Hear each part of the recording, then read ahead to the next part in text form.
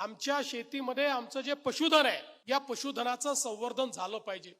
विशेषतः आमची गाय, हिला आम्ही ईश्वराचा दर्जा याकरता दिलाय, आईचा दर्जा याकरता दिलाय की ज्या प्रकारे आपल्या सृष्टीमध्ये जन्म देऊन आपली आई आपल्याला मोठं करते, तसंच आपण जर गोमातेचं जीवन बघितलं तर जन्मापासून मृत्यूपर्यंत आमची गोमाता आमची सेवाच करत राहते।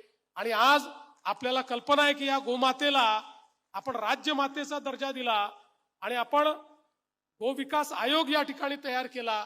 याचं कारण हळूहळू पारंपरिक गोमातेच्या जन्मापासून तर मृत्यूपर्यंत तिचे जे काही उपयोग आहेत हे सगळे उपयोग आम्ही विसरलो आणि त्यामुळे भाकड जनावर झालं की आम्हाला ते जड वाटायला लागलं आणि त्यातनंही प्रत्येक पशुगणनेमध्ये गायींची संख्या, जनावरांची संख्या ही कमी कमी होताना आपल्याला पाहायला मिळाली। पण आज आपल्याला कल्पना आहे की इतक्या मोठ्या प्रमाणात वेगवेगळ्या प्रकारचे प्रयोग सुरू झाले आणि आता तर गोमूत्र आणि गायीचं शेण यापासून इतक्या वेगवेगळ्या प्रकारच्या वस्तू आता तयार व्हायला लागल्या।